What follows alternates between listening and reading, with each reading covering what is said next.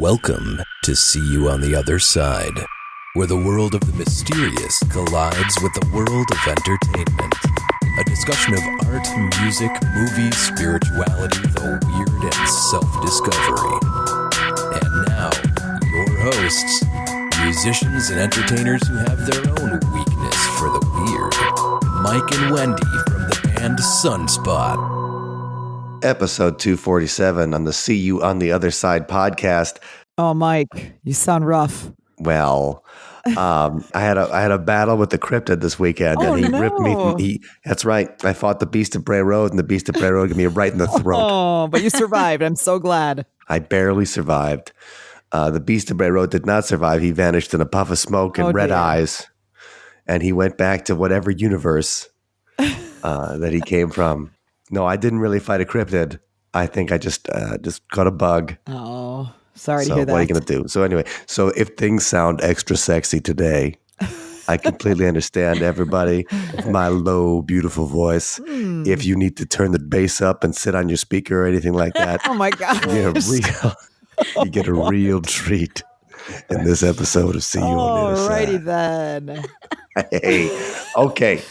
But episode 247, I'm excited to talk about Irish lake monsters today. Ooh, and it's something I've never heard of before. And so, Wendy, we're bringing along Allison. Hey, everybody. Welcome, Allison. And so Allison, my sister, for the Milwaukee Ghosts, Allison Jorland, the Wisconsin Paranormal Researcher of the Year. You know, other people have won that particular award, but Allison, you are the winner every year in our hearts. Ah, thanks. Yeah, I keep bringing it up so nobody forgets. That's right. And we also want to welcome our Irish sea monster adventurer expert today, and that is Travis Wolf, and he's joining us from the other side of the planet. He's joining us from Thailand. Hi, Travis. How you doing? Welcome, Travis. I'm doing great. Thanks for having me. Can you hear us all the way over there in Thailand? I can. All right. Okay. Sounds good. And that makes me hungry for some tofu and peanut sauce and broccoli and everything. Just thinking about that gets me excited. You should be having that for dinner right now. In fact, if you want to eat while you're talking on the podcast, if you decide to have like some Pudgar Pow, how about that? It's pretty good. Pra Ram Long Song. That's the stuff that I like.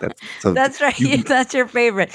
And he's actually 12 hours difference than us. So it is the morning time. Yeah. Or he's tofu's good anytime, not just for dinner. That's right. All right. So okay. Getting into it. So everybody who's been listening to the podcast knows the story of Allison, knows the story of me, knows the story of Wendy. Travis, how did you get mixed up in all this weird stuff? Okay, so, how far back should I go? When I was 14 years old, we took a family. To your first weird thing. Let's just start with your first weird thing. I think that is the beginning. When I was 14, we took a road trip through Roswell. You know, where we went to the museum. I bought a few books and kind of got started on that. And from there, you know, eventually owned a whole library of books through my teens and just kept reading about UFOs mostly. And then eventually onto cryptids, you know, in my 20s. Now I'm 34. So, yeah, I find it extremely interesting. Now, about 2 years ago, I happened across the Irish water monster stories for the very first time. You know, in all the years I had never heard of it, and a lot of people haven't. So that's what we're going to get into more tonight, I guess. All right. Definitely. Yeah. I mean, when you brought it to me, Travis, I was really surprised to hear about the variety of creatures. Yeah. And, you know, we'll get into that because, you know, everybody has heard of Nessie from Scotland, Loch Ness. And she's just a big old glory hog because it turns out there is just such a plethora of really weird creatures coming out of Irish lakes, and it's basically largely unknown, an untapped phenomena that you know, most people don't know anything about. So, you know, you don't usually find that in the paranormal. So we definitely need to hear more. Yeah. Now, Travis, since you're into cryptids, have you ever had a cryptid encounter? Like, have you seen any kind of water serpent? Have you smelled Bigfoot? Have you fought off the Beast of Bray Road? Have you? Right. Did you get your throat ripped out by the Beast of Bray Road to give you an incredibly deep, sexy voice? He said he had a sore throat too, so I wish I had. Well, that's true. He could have fought off. I'm good friends with Linda Godfrey, who introduced me to one of these sighting locations she wrote about in Reed City, Michigan. And so back in 2006, 2007, I took a group several times up to that area, and we kind of did our own investigation by that old house. A lot of people who are familiar with Linda Godfrey's work are familiar with the Reed City sightings, and that's exactly where it took place. It's an old house back in the woods on a dirt road. We went up there 4 or 5 times, heard a lot of really, really interesting things, tree breaks, growling, heavy footsteps through the woods, but we did not see it. What did people see in Reed City, Michigan? Just in case people aren't familiar with the Reed, we all know the Beast of Bray Road because it's Wisconsin A, number one. But let's hear about what they did in Michigan. Okay, so the creature supposedly has been seen a few times right in that area, but how it got started was that 4 college students went up to this area because they heard a story about ghost stories at the house. They used to be kids would go up there and party. There's a large university in Big Rapids, Michigan, and about 15 minutes north of there is Reed City. So college kids would go up there and party, and they heard there were ghost stories around there. The kids went up there, didn't see any ghosts, but they parked the car, turned the lights off, and they saw essentially a werewolf come out of the woods and stand there and stare at them. And so they drove off, they left, and chased them down the road. About 10, 20 minutes later, as far as I can remember, they came back to the location. They talked themselves into coming back just to see if they were crazy or what exactly was it that they saw. And again, it came out of the forest and stood up near the car behind a tree, leaned out from the tree and stared at them. And they were just frantic, and they wrote a, 2, 3, 4 page description of what they saw. And Linda posted it in her on her blog. Yeah, and that's awesome. And that's where you guys went to investigate and see if you could see the Reed City monster. So that was your early sessions in exploring cryptozoology and the paranormal was checking that house out. That's exactly right. Yep. And then a few years later, I put together what was at the time the largest, Jersey Devil. You guys heard of the New Jersey Devil? Yes, absolutely. Heard of him. Okay, good. So you know about it. I put together an absolutely massive website cataloging all the sightings, all the theories, all the descriptions, locations, maps. Oh, wow. All the photos on the entire internet. I cataloged onto that one website. It was really good. Go ahead. And Travis, since some of our audience members might not be totally familiar, could you give a quick little summary of the Jersey Devil, please? And we're not talking about Snooki. Oh, no. That's the other one. So you have an upright, winged monster with the hooves of a horse, wings. It can fly. It makes a loud screeching noise, and it's been seen approximately 2,000 times in the Pine Barrens in New Jersey, which is sort of the area between New York City and Philadelphia, but further south. There's sort of between, I guess more so between Philadelphia and Atlantic City. There's a large area of pinelands, mostly barren, and not too many people live there, and that's sort of the land of the devil. That's where he hangs out. But they always say a lot of people are buried there. Oh, right. From Mafia. Oh, yeah, right. Coming over from New York and from New Jersey. Yeah, there was an episode, I think, on Sopranos where they were down there, right, to bury someone. Right, and the Russian escaped at the end, too, so you never know what's going to happen to him. Anyway, spoilers for that, but it's like 16 years old. But, some famous people have actually seen the Jersey Devil or been involved in the search. Wasn't it like Napoleon Bonaparte's brother that claimed to have seen the Jersey Devil? I know there That's right. were certainly, yeah. So that What, like the Napoleon? yeah, his brother. So it's like Sure. it's like Bill Murray's brother or John Travolta's brother, but still, it's still good, right? Yeah, but that was like 200. So this would be like 200 20 years ago. Yeah, that's whatever. when it all started, all the sightings. That sort of parallels the Irish water monster because they've been around for as long as Ireland, maybe. Stories go way back. Wow, that's a long time. Yeah, and that's a fascinating thing about the Irish water monsters as well. Just how far back the sightings go, and that it seems every generation or so, people are coming forward with these strange sightings. So it's not just something that's an isolated event. It's something that repeats over the centuries, and that's really what is most compelling to me, that there are all these ancient records of some of these creatures, and it just persists through time. And hey, why don't we know more about them? What are some of those reports or early records? Because now we have like our head has been poisoned by, not necessarily poisoned, but you know what I mean? Like our head's been infected with all these ideas of, the Loch Ness Monster as a plesiosaur or sea serpents. This the idea of giant snakes in the water. And, there was just a great article that was out in this past month where people were talking about how once dinosaurs were introduced, people started seeing dinosaurs. It's the concept of dinosaurs was introduced to people in the late 19th century.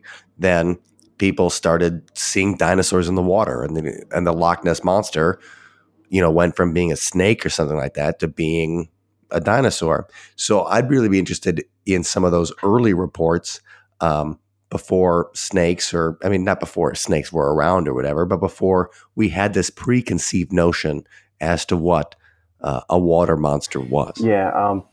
Since I'm relatively new to the subject, I've been reading through these reports for a couple of years on and off, and really, really interested in. I'm not a good cataloger. I can't tell you from memory what the oldest story is. I can tell you though that these things go way back. I've read stories from 200-300 years ago that you can find online, and these have been in the Irish folklore for a very, very long time. There are depictions, drawings of them in various forms, like Allison said.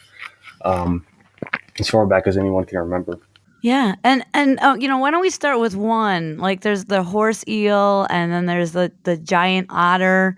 I think the dabarku. Something it's similar pronunciation to Davarchu, I think, and people pronounce it different ways. Yeah, so there are sort of two. Or I think it's depending on who you ask, because I've seen it pronounced different ways. Davar, like DVAR or DBUR. I've heard it both ways. Davarchu, like CHU.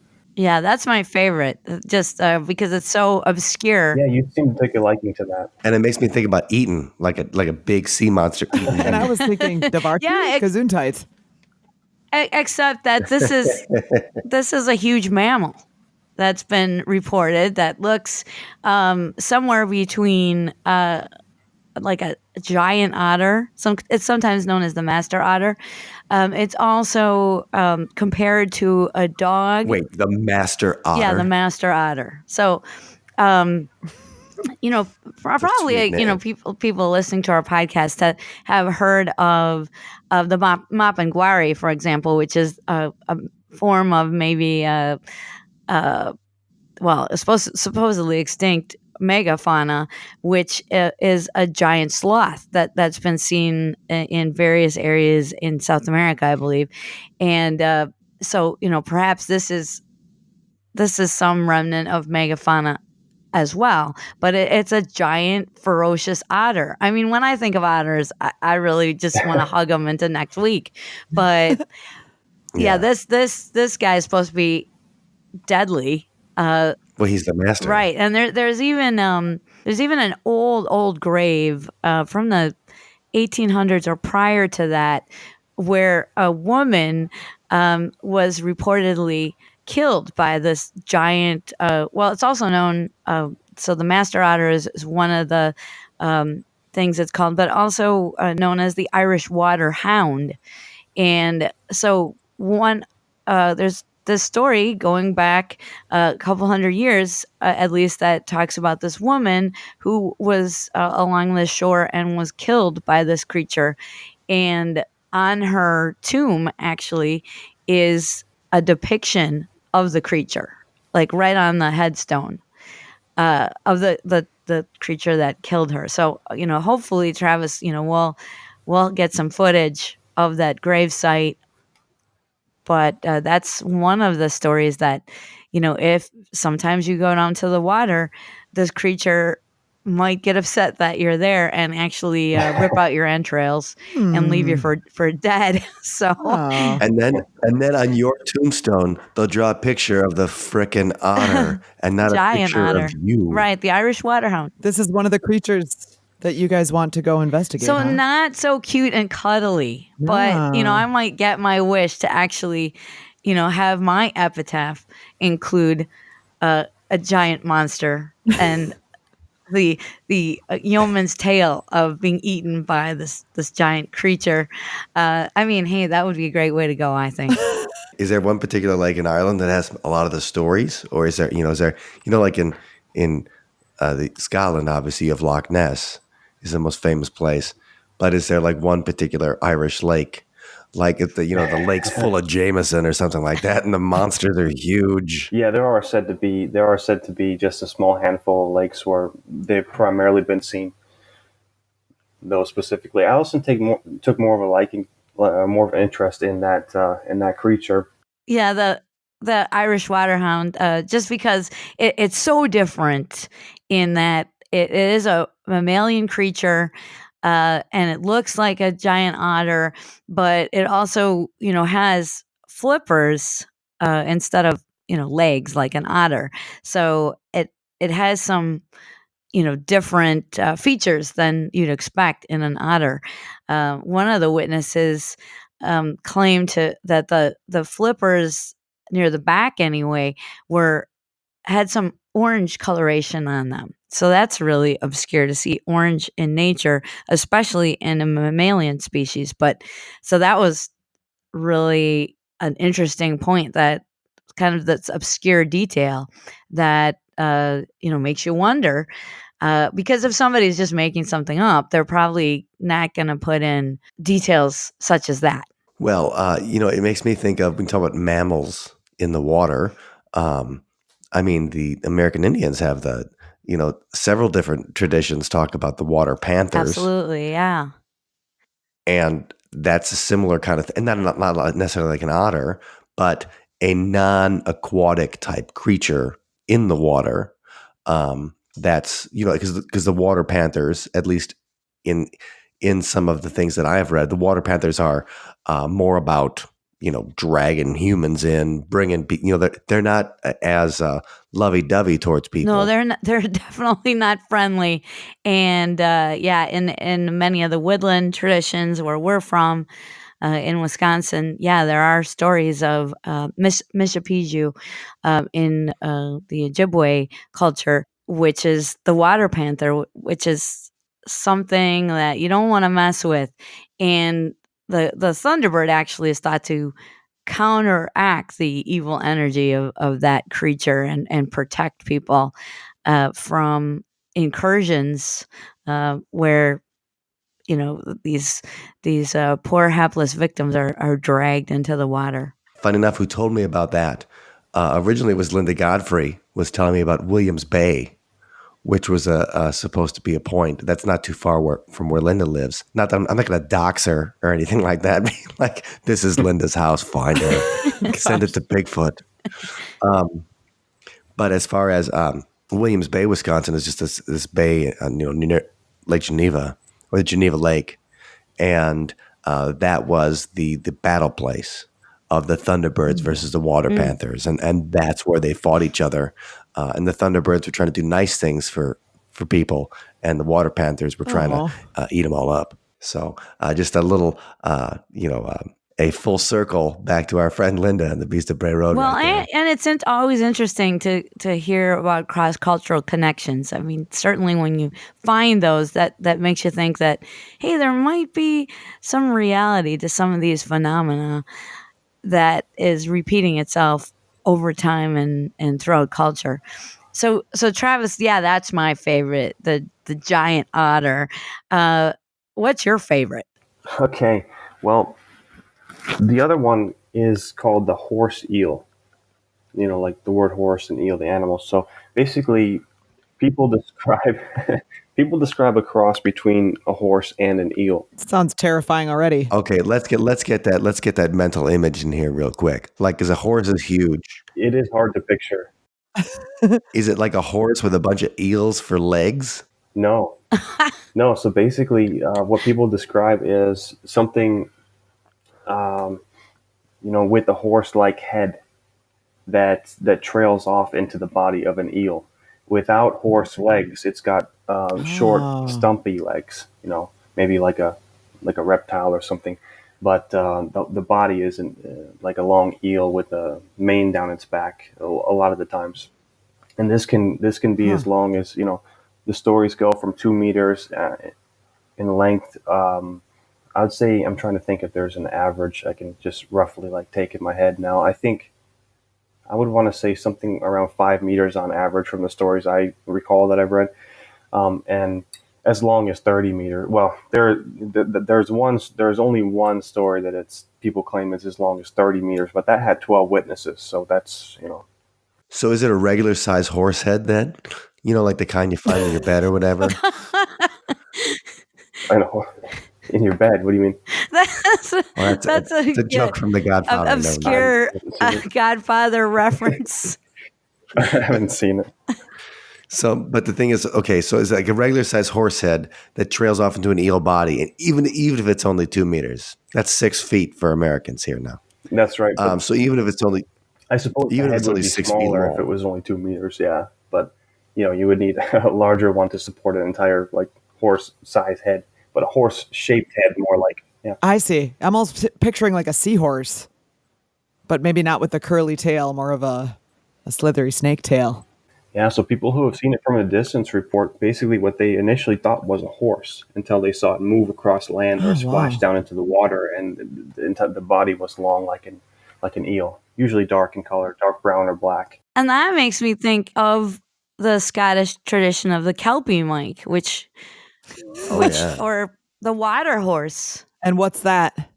Well, it is a fearsome creature that, much like the water panther of legend in this area, drags people down to the depths. And yeah, it's kind of has an association with the Fae as well, because when you think of like the puka, for example, in Irish Fae tradition, they can appear as different animals, generally rabbits, but sometimes horses as well.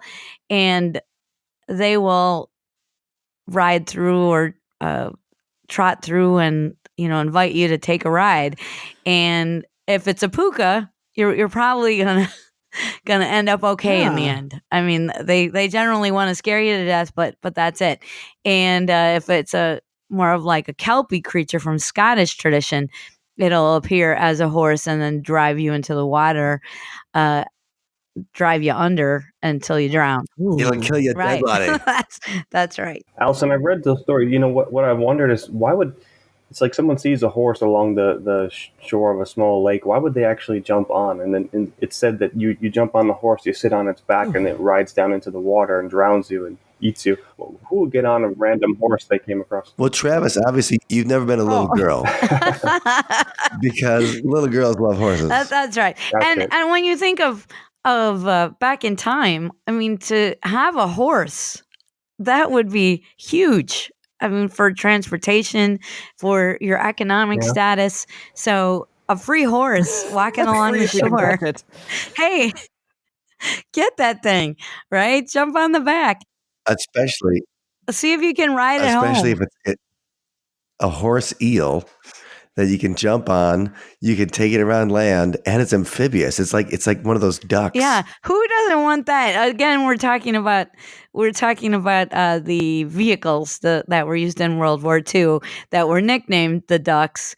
And if you're from around here, Wisconsin Dells has a lot of duck rides. So I think that's what you're talking about, Mike.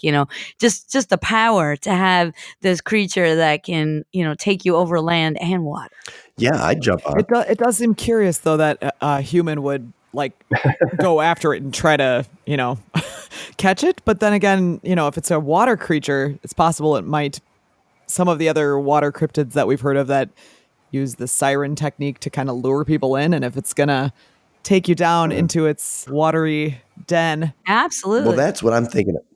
So, Wendy, when you just said, hit the nail on the head, that my next question was going to talk about sentience. And so, normally when you think of a cryptid, if it's just going to be like a bizarre animal or something that we just haven't discovered yet, then okay, that's cool. But if it has some kind of malevolent sentience, like we're talking about with the kelpie or the water panther, where they're intelligent, the water horse leads you to your death. Like it's making a plan. It wants to eat you. It wants to swallow your soul, kind of thing. And so that's so are there tales are these intelligent creatures? Have people ever talked to a horse eel? Well, don't see. I think we get those two things confused. There's this horse like creature that appears as an actual horse that drags people down into the water. Now, the one I'm more interested in that we have a lot more sighting reports of is the horse eel, which is not said to do that. It basically just appears as an extremely large eel, typically already in the water in lakes, less commonly on land. But what makes it really, really interesting, what makes this whole mystery really interesting for me anyway, and Allison, you can chime in too and let me know, is that the territory that these things have been seen is confined to just a really small handful of really small lakes. We're talking about 200 feet across, 300 feet across, and they're all in the same little area. They're all within a few miles of each other, and they're all connected by a small network of streams, and those streams eventually dump out into the ocean. So it's not like when you go looking for Bigfoot or something, you have 40, 50,000 square miles of terrain to search in. This can be done in over a weekend. I mean, I'm making it sound easier than it is, but just to make it sound funny. But that's what's fascinating for me, is that the terrain is just, it's very localized. Yeah. And which part of Ireland is this in? Ireland, for people who are not familiar, it's just a large island. Now, along the west coast, central Ireland, along the west coast, there is a region called Connemara. Okay. And that's exactly where it is. If you go over that on Google Maps or Google Earth or something, you'll see, there's not much there. There's only one town, Clifton, really. And apart from that, there's just scattered tiny little parishes. And what you'll see is just, hundreds of tiny, tiny little lakes connected. And that's what we're talking about. Sounds like Minnesota. Yeah. And for me, when Travis brought me his idea for his Enigma project, which is the film project we're going to be talking about, I was just really blown away by the idea that, hey, here is something that's been reported by so many people over the centuries, but yet it's in a very clearly defined, small, doable search area. So it's got all the things you want in a cryptid. It's these incredible untold stories. It's very strange details from eyewitnesses, and it's in an area which you can cover very easily. So, I mean, it's not going to be a cakewalk, but it's going to be possible to stake out these lakes over a period of time and really, really get something if there's something to be gotten. So I think that's what really sets it apart. These water monsters of Ireland from other creatures, which come from vast expanses that are hard to put your finger on. But this is something that seems to be, in the world of cryptozoology, some low hanging fruit that we should be taking notice of, so that we can find one of these monsters. So I'm curious, how did these creatures get on the radar in the first place? It's such a remote area, and like you were saying, it's out in the country and it's very small and localized. And here for UFOs, we have MUFON and other organizations where we can call in and report sightings. But where did these stories initially, how did you find out about them? So back in the 60s, there was a guy named Frederick William Holliday, and he was a well-known researcher at Loch Ness. He took a couple summers in 68 and 69, and he went over to Connemara to do research, interview witnesses. What he didn't do was he didn't create a film, a documentary like I would have appreciated if he had, because there was a story to be told there, And so he came out with a book called The Dragon and the Disc, and that's where I learned about it from. And so he talks about going there, interviewing people who are still living, by the way, that I'm in contact with, who saw these creatures in these tiny, I hesitate to call them lakes, they're more ponds for me, ponds on their property, and they're absolutely startled by these things floating around in the water, looking back at them. And he talks about, it goes on and on. I mean, and one time they took a rowboat onto the lake and did a drag net across the entire thing. And, wow. And came up with nothing. Just a few days after people saw it in that lake. Now, do they have any kind of explanation? Like, how people like to make explanations up for anything. Is there any kind of particular explanation that they have for these creatures? Like, are they from hell, or are they, creatures of, they're friends with the fairies, or, anything like that? I mean, did people have a chance to, make up a story for it? Yeah, there are a couple stories in the 50s where people said that there were escaped sea lions, if I'm not mistaken, from zoos, in not specifically in that area, but in Ireland, and that could account for some of the sightings. There are some seals that are native to that area that could, in theory, make their way from the seashore, several miles inland to these tiny lakes. For unknown reasons, it would be a really rare occurrence, and I think less often than they have been seen. So that could account for some of the stories. However, people talk about a horse-like head and a long body of an eel with a mane down their back. It doesn't really match up for me. It could explain some of them. Okay, so let's say you're to hunt some lake monsters or some pond monsters. Yep. How would you set it up? I mean, what would you do if you go through the investigation of trying to find the story, talking to the people? Like, how are you going to investigate a bunch of pond monsters in Ireland? Like take us through the process. Okay, so obviously we have witnesses we're already in contact with that we want to do interviews with. We'll also be putting a note in the paper to try to bring in more witnesses, especially current ones or more recent years. We, in terms of physically being at these lakes and searching, we'll talk more about that later, but we're trying to round up some gear here so that we can do this investigation properly.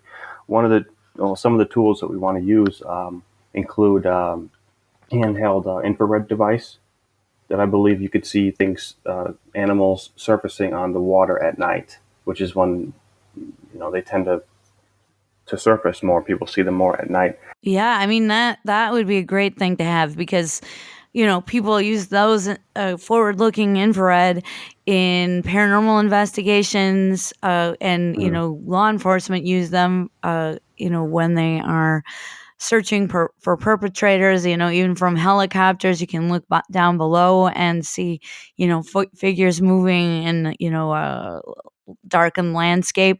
So I mean that would be a key piece of equipment in the arsenal, to be able to see creatures surfacing in these dark lakes. You got to have that.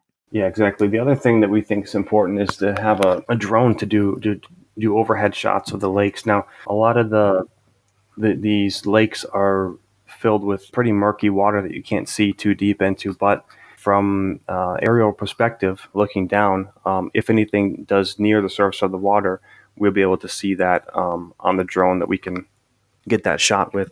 Another really, really important thing for me is the remote controlled submarine. And they're pricey. I'm still looking at a solution for us, either to maybe rent one, or we have a few options. But basically, getting clear imagery and video of the bottom of these lakes and being able to, literally like swim through it and see if we come across anything. That's really, really important for us. Yeah, and especially since the horse eel in particular, eels in general would find the lake bottom or as their natural habitat. So they generally spend a lot of their time below the surface, but not just below the surface, but even dug into the mud. So yeah, you definitely need equipment that is going to pick them up in that location. Yeah, I mean, if we come across something like that, or even just remnants of it, if we're controlling the sub and we come down near the bottom of the pond or the lake and we see some sort of an indent in there that is 20 feet long and 3 feet wide, that's that's important, and that's something that the previous team, it's been 50 years since this has properly been investigated. They didn't have that at their disposal. They couldn't buy a underwater submarine. They didn't have infrared to work with. So these are important tools. And there have been sightings since those last investigations. Yes. Oh yeah. Very much so. Yeah, we have some current ones. And so, are the sightings now more traditional? Are they still seeing the master otter, or are they seeing the horse seal, or are they seeing maybe what are ingrained ideas of what water cryptids are? That kind of goes back to what you were saying earlier. I'm noticing as the years go on, I'm noticing fewer mythical seeming encounters. It seems to be more what you would expect. It seems to be a physical creature. Yeah, and the master otter has been seen. It was just a few years ago. One of the more recent reports was just a couple who was camping out on the lake, and they heard some rustling late in the night, and so they got out of their tent and they thought, well, we're going to go on a little adventure. And the husband had this head-mounted light on, as almost a joke to be this, kind of fearless adventurer. And that's all he had on. Oh, okay. All right. Don't go there, Mike. I know your low voice is taking us to places we don't want to go. So just pull out. Right. But new kinds of that's new right. adventures. But anyway, he has this headlamp on, and they see this huge monstrous otter, which turns around and growls at them, and then jumps back into the lake and speeds away. And water creatures can be extraordinarily fast, and this is what they saw, and this was like nothing they had heard about, because these creatures are so obscure. They're like, what the heck was that? And if you Google this creature, one of the illustrations that you'll find is by this eyewitness. So yeah, it's not people's expectations, that they're going to see this plesiosaur. Hey, I'm in the UK. I don't know where I am. I'm not in Scotland. I'm in Ireland, but there must be plesiosaurs here. It's not that, someone was being primed to see it. It is something that just comes out of nowhere, and you're like, hey, what was that? And the huge, to think of a huge otter, I mean, that's really something that is pretty much undone. Like, nobody talks about that. It's not one of the popular. Right. Nobody talks about giant. Nobody talks about it's not one of the popular cryptids out there. And in terms of the eel, I mean, that's something that could actually exist. I mean, the otter could exist as well, and maybe it's not an otter. Maybe it's some kind of species of seal that, which, seals can be pretty ferocious, especially like the leopard seal. I know that's more from like the South Pole region, but what if it is some kind of migrating seal that maybe has not been categorized yet? And in terms of, But where do you report this? Like, where do you Yeah. report this if you see the master otter? I think, Like, where did those people send the information into? Like, did they call the Irish Animal Control? yeah, I think that's a problem. Like, where do you report your sightings? I mean, I think that's a problem with all these strange phenomena. All these stories go untold because there's no one to tell them to. But certainly, there's the Center for Fortean Zoology, which they've been very helpful just in preparing for this search. So there are staff members there that have done research into these creatures, but again, it's not widely known. Now, as far as the horse eel, I think that that's something that is even more plausible because we know there's large eels, and eels do have like a fin down their back. Some species is very prominent, which looks like a horse's mane. You can certainly see where that would figure into the description. If it has this appendage that many eels have going down the center of the back, you can see where people struggling to describe what they saw would compare it to a horse's mane. So that's not impossible. I know that certain people have thought that even in Loch Ness, that Nessie, and not being like, instead of thinking of them as a plesiosaur, or thinking of her as a zeuglodon, some ancient whale, or something like that. Some people have put forward the idea that it is a giant eel. Yeah, and now one interesting thing about the eel theory is that for a lot of people that don't know, these eels, they are born in the Sargasso Sea, which is east of Florida. Now, no one knows exactly where that is. The eels are kind of a mystery to us still, and they're born. And what we know, what we think we know, is that, and not us, I mean science. These eels, when they're born, follow these like scent trails from their parents all the way back to where their mother came from, which can be is freshwater lakes. So what these things do is they're born, they swim all the way back, thousands of miles back into these lakes, and the theory is that eels that are not that somehow don't have an urge to breed, or don't make their way to the Sargasso Sea to breed, they just remain in these lakes and grow larger and larger and larger. Kind of like the people know about the goldfish, how if you just keep feeding it and it lives in a large enough lake, it'll just grow forever. Like when you see those huge goldfish at like a Chinese restaurant or something like that. Yeah, like koi. We don't really know what the limit is, and that could account for some of these sightings. If these eels really do, it might not be that strange for an eel to actually get 25, 30 feet plus. I don't know if it's ever been tried in a controlled environment where they just keep feeding an eel and just keep it healthy and see how large it gets. I'd be interested to know. Well, They should definitely do that. I mean, if scientists aren't going to take it on, we should do that. I mean, we've all got bathtubs, Something more right? than a bathtub. What are you using that bathtub for? You could start. That's where you could start. Growing your eel, and then you worry about it later, like where to put the eel.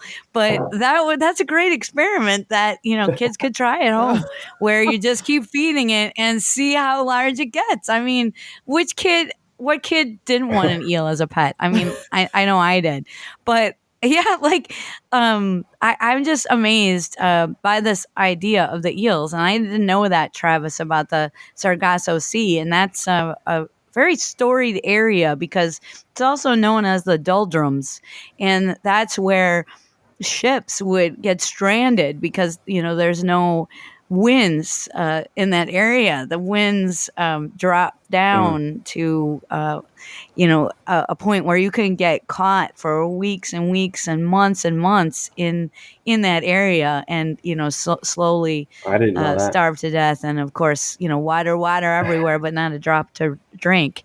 It's because the eels want you there. They want friendship. I don't think they want your friendship. They lure you. I think they want your blood, or at least your flesh. But anyway, yeah, the Sargasso Sea. I did not know that that's a breeding ground, because there's certainly some paranormal potential there with that area and all the ships that have been stranded there throughout the centuries. Well, this idea that the streams, that these eels get in there through the streams, and then because they're in these tiny ponds, and they're the only eels there, maybe they can become huge. Yeah, that's a cool theory. There was a koi pond at Zach Bagans' haunted mansion in Las Vegas, and there was like a little, there was like a full skeleton in there. There's these gigantic goldfish. Yeah, but the goldfish were just huge because Zach gave them his roids.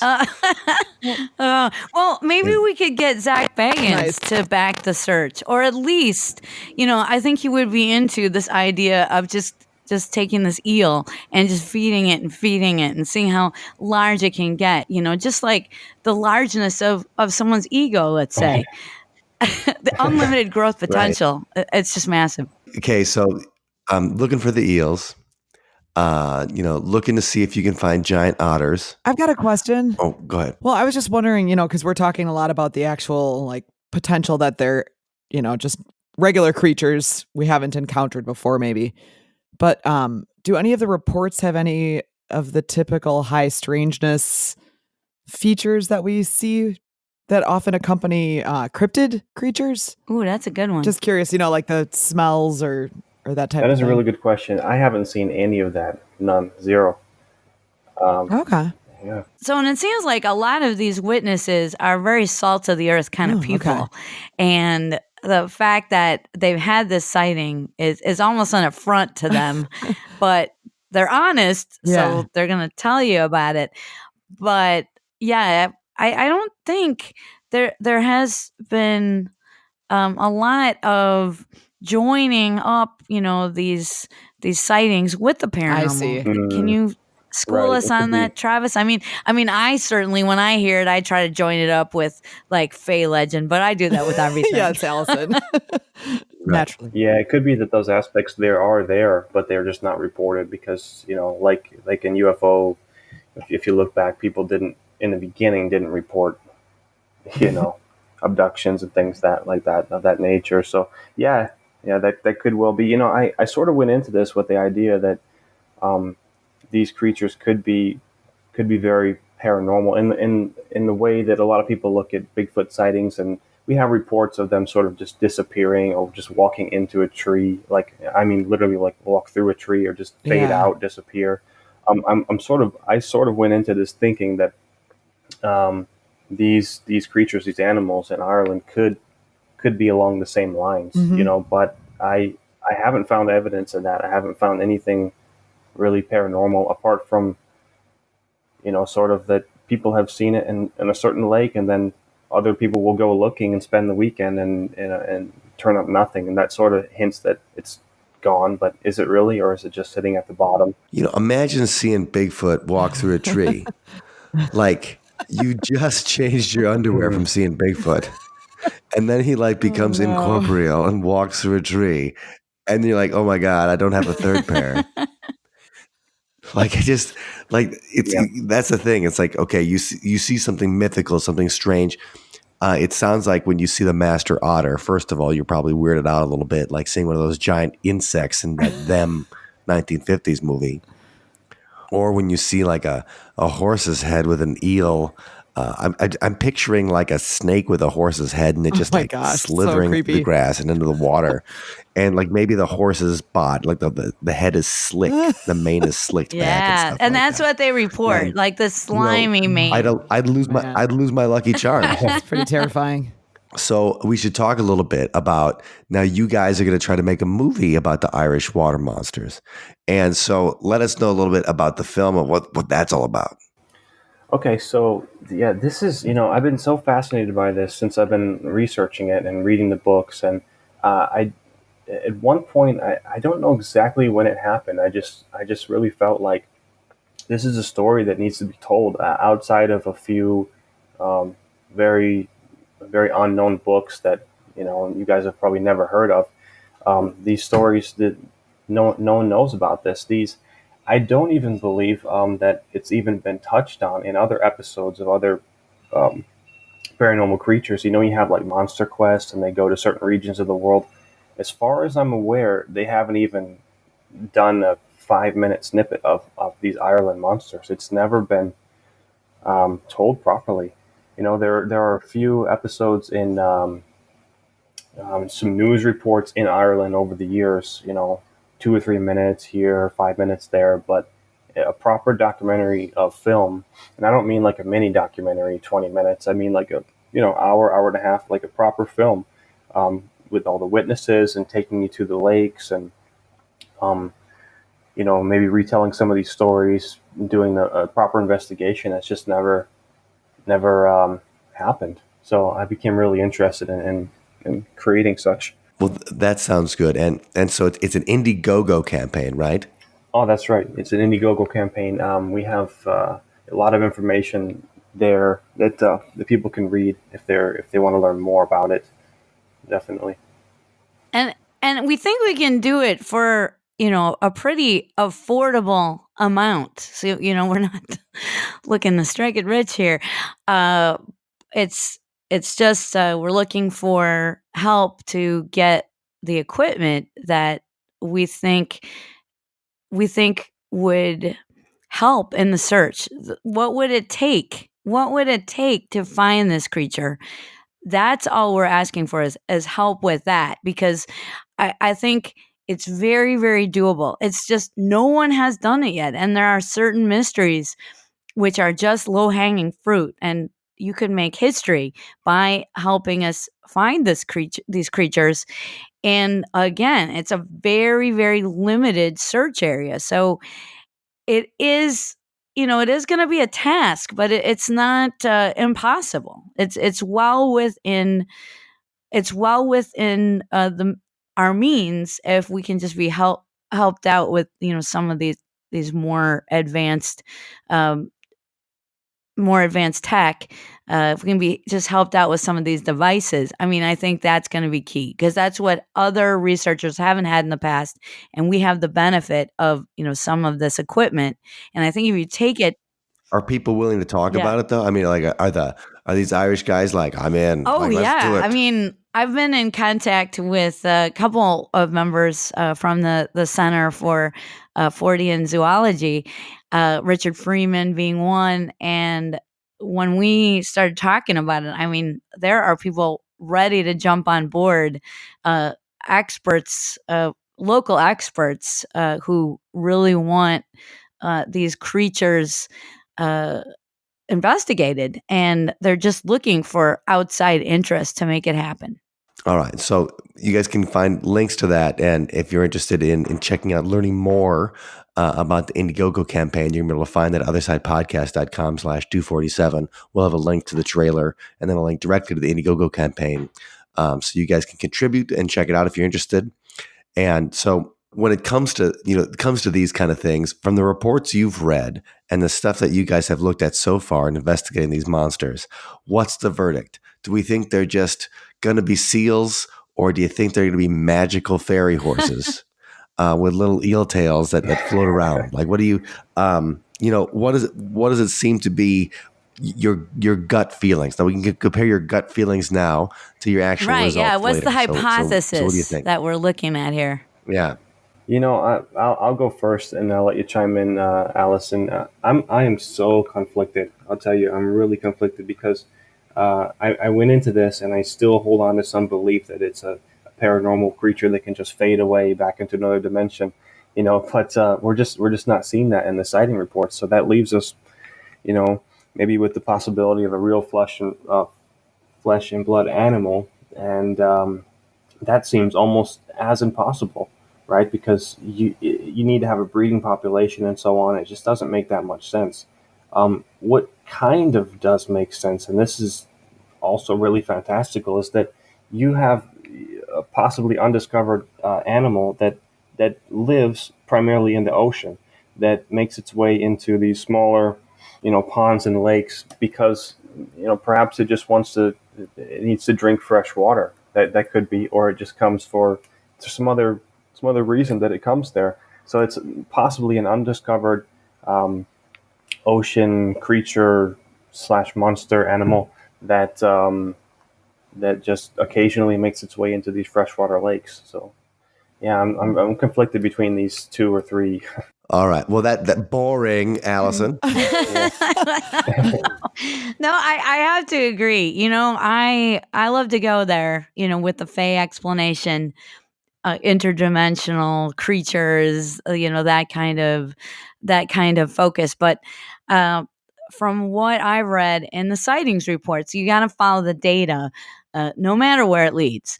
So I would say, I'm leaning towards a less mystical hypothesis here, that this is really a flesh and blood. Both of these are flesh and blood creatures. Like I said with the master otter, that perhaps this Irish hound of the deep is some kind of undiscovered seal species. I think with the horse eel, yeah, it's just a massive eel that spends a lot of its time at the bottom of these bodies of water. So that's why people don't typically see them. But yeah, there's some migration pattern, as we were talking about with eels, that they do have the discovered species, the described species have an established migration pattern. So thinking that some undiscovered species might also have a migration pattern is not something that's crazy to propose. It's well within the realm of possibility. And then if you consider that most of the ocean is still unexplored. We know more about the moon than we know about most of the ocean.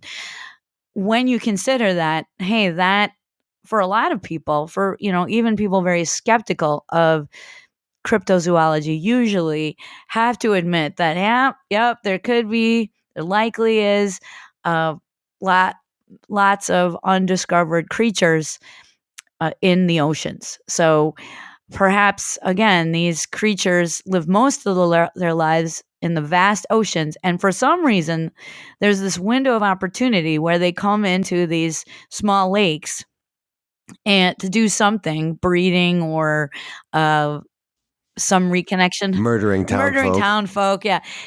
Some connection with, their past, if that's, where their ancestors had migrated through, and they're returning there. Who knows exactly why they do it, but we know that animals do these sorts of things. So we have this window of opportunity here. We have this defined search area. We have the opportunity to talk with these witnesses, and Travis has, unparalleled access to witnesses, and we should utilize this and bring in technology that we have the benefit of today, and I think we're going to find I hope something. So. And I also hope that you guys are shocked and you find this amazing information that reveals a new paranormal phenomenon. I know that's a little selfish of me, but yeah, that'd be amazing. Yeah. No, I'll take it. I love it. Either way, it's cool, Wendy. because if you identify some, species or something that hasn't been documented yet, that's also awesome. But I know that would be huge if it's like, here we've got this little we've had this little film. We've got these unknown cryptozoologists coming in on the scene, and we document a species. I mean, that would be huge, and that would be great for cryptozoology and citizen science to let people know that you can get out there and there are mysteries yet to be solved, and you can participate in them. And if you can get footage of the horses and the eels actually making love, like reproducing, that's the kind of thing. That's the kind of thing that Nat Geo. Oh, come on. We're talking about science documentaries.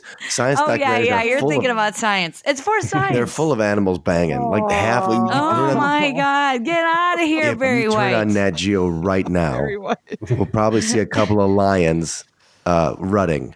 And I'm just saying that's how the science documentaries work. I think the people at the Discovery Networks are kind of pervs. We know. Yeah, sex sells even in biology.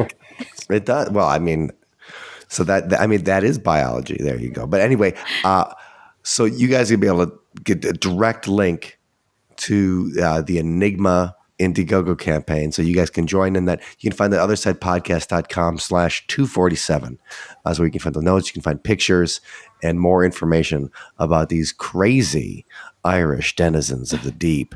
All right, Travis, we want to thank you for joining us today all the way from the other side of the world. I hope you're still chomping on that Pra-Ram Long song, because it is good stuff. All right. Thanks for having me. Yes, and good luck. Yeah, and good luck with everything. I hope you guys find the horse eel. And Allison, if people want to learn a little bit more about the weirdness in your life, where can they find that? Well, they can find a lot about me on HawaiiParacon.com. And Hawaii Paracon's going to have, right, what are the dates on that? It's July 19th through 21st, 2019. Soon. So it's coming right up. Yes, and I'm hoping I find some monsters there as well. So you can meet Allison in person, and she's actually bringing the master otter with her. So she will That's right. She will I got an extra seat on the plane. She will have a gigantic otter with her. Just make sure you don't fly Southwest, because Southwest, if it's too big, Southwest will make you buy 2 seats. Oh, no. Remember they kicked Kevin Smith off because he was too big? I know. And Southwest is the way we were going to go with the tickets. Oh, well. Well, just make maybe sure you could just lie across my lap or something like that. The thing is, you don't have to worry about first class with them or anything like that. Or maybe you can get them in one of those free bags. Nice. But either way, I think it's gonna be a lot of fun. And my best to you guys. I hope you guys get a chance to go find those Irish monsters. Yes, go get them. With the focus being on Ireland in this episode, it seemed appropriate to feature a Sunspot take on some traditional Irish tunes. Of course, in order to fit in with our theme, these aren't just any tunes. They're all ones that have paranormal titles. So take a listen to our fiddle mashup featuring The Haunted House, The Leprechaun, and The Fairy in this week's song, Irish Paranormal Medley.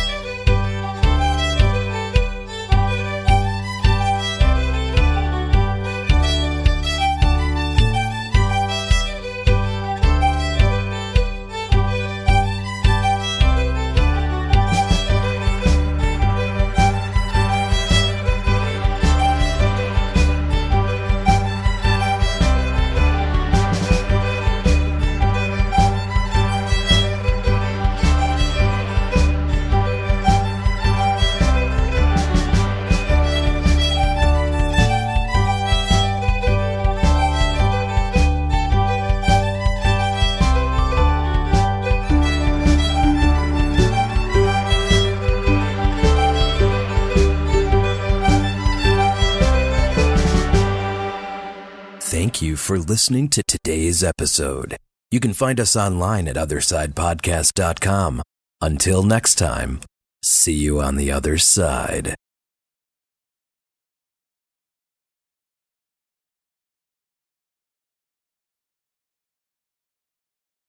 Imagine seeing Bigfoot walk through a tree. Like, you just changed your underwear from seeing Bigfoot. And then he becomes incorporeal and walks through a tree. And you're like, oh my God, I don't have a third pair.